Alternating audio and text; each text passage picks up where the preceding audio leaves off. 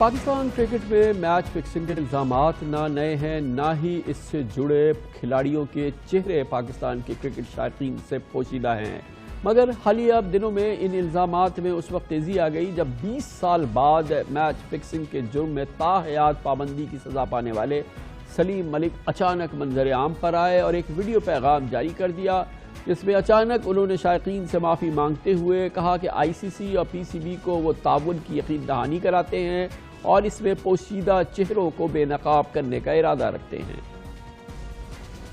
Cricket के जितने भी फैंस हैं उनका अगर मेरी वजह से दिल दुखा है तो मैं उन सब से माफ़ी चाहता हूं और ICC और PCB के को गैर मशरूत तावन की यकीन दहानी करवाऊंगा। मैं अपील करूंगा ह्यूमन राइट्स कवानीन के तहत मुझे भी जैसे बाकियों के साथ अच्छा सलूक किया गया है, मेरे साथ भी वैसा ही सलूक किया जाए। सलीम मलिक का कहना यह है कि उनको एक मिसाल बना दिया गया, जबकि उन्हीं जैसे इल्ज़ाम के दूसरे लोगों को नवाजा जा रहा है। सलीम मलिक के इस वीडियो के बाद पाकिस्तान में मैच फिक्सिंग इल्ज़ामात का तो जैसे एक तांता बन गया। साबिक CEO Pakistan cricket board Arif Abbasi का कहना था कि 1994 में श्रीलंका के दौरे के बाद कोच इंतखाब आलम ने उन्हें बताया था कि बासित अली ने मैच फिक्सिंग का इतराफ़ किया है, लेकिन इंतखाब आलम ने तहरीर रिपोर्ट में इस बात को छुपा दिया। PCB के साबिक चेयरमैन खालिद महमूद ने वर्ल्ड कप 1999 के 3 मैचेस को मशकूक करार दिया और कहा कि जस्टिस क़य्यूम कमीशन के सामने अताउर रहमान ने वसीम अकरम के दबाव में आकर बयान बदला कि वो अपना, क्योंकि अगर वो बयान नहीं बदलते तो वसीम अकरम पर भी ताहयात पाबंदी लग जाती, क्योंकि वो मैच फिक्सिंग में बराह रास्त मुलव्विस थे। अताउर रहमान ने खुद भी इस बात की तस्दीक की कि बेमौके से फ़ायदा उठाते हुए साबिक फास्ट बॉलर सरफराज नवाज ने भी इन्हीं बातों की फिर उसको भी ऐसे मौके पर सरफराज नवाज खामोश नहीं रहते, उन्होंने भी वसीम अकरम और दीगर खिलाड़ियों पर अपने इल्ज़ामात की एक बार फिर बौछार कर दी।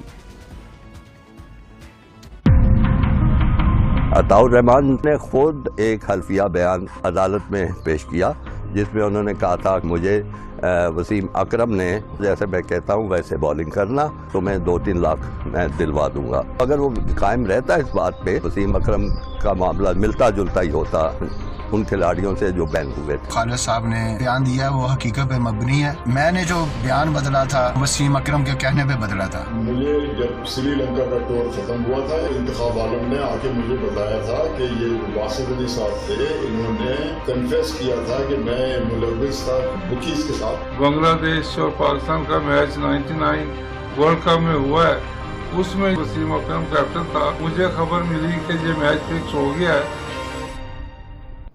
आपको इल्म होगा कि जस्टिस मलिक क़य्यूम इंक्वायरी हुई थी, जिसके नतीजे में सलीम मलिक पर ताहयात पाबंदी लगी थी, जबकि दीगर कई खिलाड़ियों पर जुर्माने आयद हुए थे। पाकिस्तान में मैच फिक्सिंग इल्ज़ामात और जस्टिस क़य्यूम इंक्वायरी कमीशन की तहकीकात के हवाले से आपको मुख्तसरन बताते हैं इस रिपोर्ट में।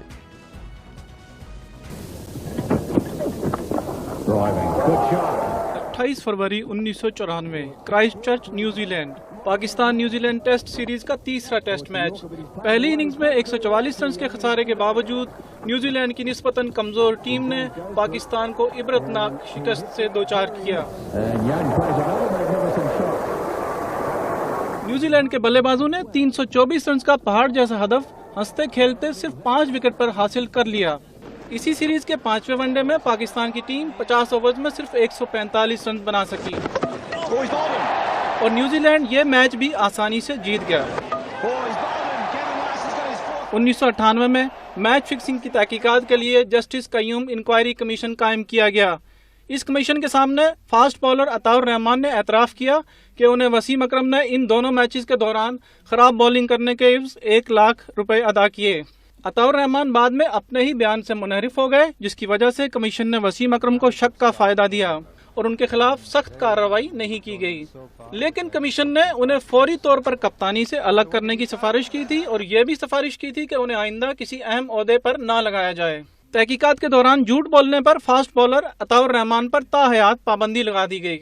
1994 में ऑस्ट्रेलियाई क्रिकेटर शेन वॉर्न और मार्क वॉर्न ने इल्जाम लगाया था कि उस वक्त के पाकिस्तानी कप्तान सलीम मलिक ने उन्हें एक टेस्ट और वनडे मैच हारने के लिए रिश्वत की पेशकश की थी। हैरानकुन तौर पर ऑस्ट्रेलिया वही 2 मैचेस हार गया। over mid-wicket. Justice Qayyum commission ने तहकीकात के बाद साबिक कप्तान सलीम मलिक पर ताहयात पाबंदी आयद कर दी थी। इसके अलावा कमीशन ने मुमय्यना तौर पर सच छुपाने पर इंजमामुल हक, वकार यूनिस, सईद अनवर, अकरम रजा और मुश्ताक अहमद पर भी जुर्माना आयद किया। कमीशन को यह बताया गया था कि सलीम मलिक ने दीगर खिलाड़ियों के साथ मिलकर 1994 में खेला गया सिंगर ट्रॉफी का एक मैच फिक्स किया था। ऑस्ट्रेलियाई टीम इस मैच के दौरान 50 ओवर्स में सिर्फ 180 रन बना सकी और पाकिस्तानी टीम पूरी कोशिश के बावजूद सिर्फ 150 रन बना सकी थी। कमीशन के सामने यह भी इंकशाफ हुआ कि 1995 में जनूबी अफ्रीका के खिलाफ मैंडेला ट्रॉफी के दोनों फाइनल फिक्स थे। इस फिक्सिंग में भी सलीम मलिक का नाम आया। दोनों मैचेस में हैरानकुन तौर पर सलीम मलिक ने टॉस जीतकर पहले बैटिंग की, जिसे मुबस्सिरीन ने हैरानकुन करार दिया था।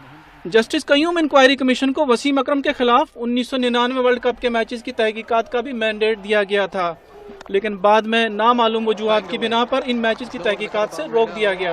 Australia are the World Cup champions of 1999. 1999 के वर्ल्ड कप में पाकिस्तान बांग्लादेश जैसी नौजायदा टीम से हार गया था, जबकि फाइनल में वसीम अकरम ने टॉस जीतकर पहले बैटिंग का हैरानकुन फैसला किया, जिसके बाद पाकिस्तानी टीम मैच बुरी तरह से हार गई। जस्टिस कय्यूम इंक्वायरी कमीशन ने खिलाड़ियों के खिलाफ मजीद तहकीकात और उनके असासों की छानबीन की सिफारिश की थी, लेकिन ये काम आज तक नहीं हो सका। बहुत ही दिलचस्प मौजू है, इस पर बात करने के लिए आज हमने दावत दी। हमारे साथ मौजूद हैं वहीद खान, जो पाकिस्तान के बहुत ही मारूफ सीनियर स्पोर्ट्स जर्नलिस्ट हैं। बहुत बहुत शुक्रिया वहीद खान साहब, आपने हमें ज्वाइन किया है।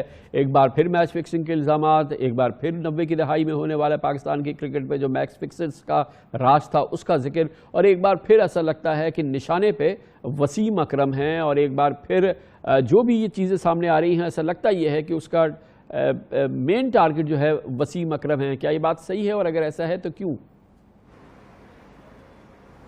कामरान साहब, मुझे ये लगता है कि जो 90s में जब ये हुआ था सारा, 94 से लेकर 2000 तक सिलसिला चला, तो उस वक्त हम लोग बहुत एक्टिवली इस चीज़ों को कवर कर रहे थे, और ये कोई ढकी छुपी बात नहीं थी कि ये जो रिपोर्ट थी इसमें बहुत सारी चीज़ों को कवर अप किया गया।